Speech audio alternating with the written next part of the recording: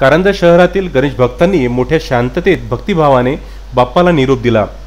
कोरोनाच्या पार्श्वभूमीवर प्रथमच नगरपालिकेने सार्वजनिक व खासगी श्री गणेशाच्या मूर्तीचे संकलन करून नगरपरिषद कारंजाचे मुख्याधिकारी दादाराव डोल्हारकर यांच्या मार्गदर्शनाखाली विधिवत नदीत विसर्जित करण्यात आले आहे। दरवर्षी गणेशोत्सव अतिशय थाटामाटात साजरा केला जातो। यंदा कोरोनाच्या सावटामुळे आपल्या लाडक्या बाप्पाला नागरिकांनी घरातच व फिरत्या हौदामध्ये विसर्जन करून निरोप दिला। अनंत चतुर्दशीला आपल्या लाडक्या बाप्पाचे विसर्जन होते। कारंजा शहरवासियांनी सुद्धा दिनांक 2 सप्टेंबर रोजी गणरायाला निरोप दिला।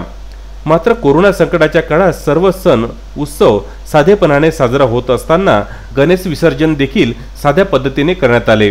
यंदा राज्य सरकारने आखून दिलेल्या नियम अटीनुसार गणरायाची कमी उंचीची मूर्ती सर्व सार्वजनिक मंडळांमध्ये ठेवण्यात आली होती। तसेच भाविकांनी त्यांच्या जवळील कृत्रिम तलावात किंवा घरीच बाप्पाचे विसर्जन करावे असे आवाहनही सरकारने केले होते। शिवाय नगरपालिकेच्या वतीने सर्व घरगुती गणपती बाप्पांचे विसर्जन सामूहिकरित्या पालिकेकडूनच करण्याचे आवाहन करण्यात आले होते। दरम्यान कुठेही ढोल ताशांचा गजर नाही, कुठेही मिरवणुका नाही अशी स्थिती होती।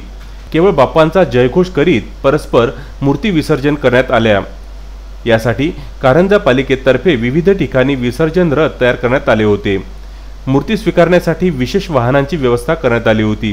त्यामध्ये 1130 मूर्तीचे संकलन करून विधिवत विसर्जन करण्यात आले।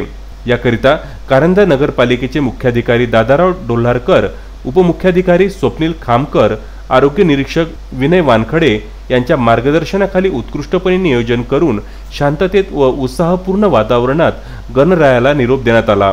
दरम्यान उपविभागीय पोलीस अधिकारी संजय पाटील, शहर पोलीस स्टेशनचे ठाणेदार सतीश पाटील यांच्या मार्गदर्शनाखाली चोख बंदोबस्त ठेवण्यात आला होता।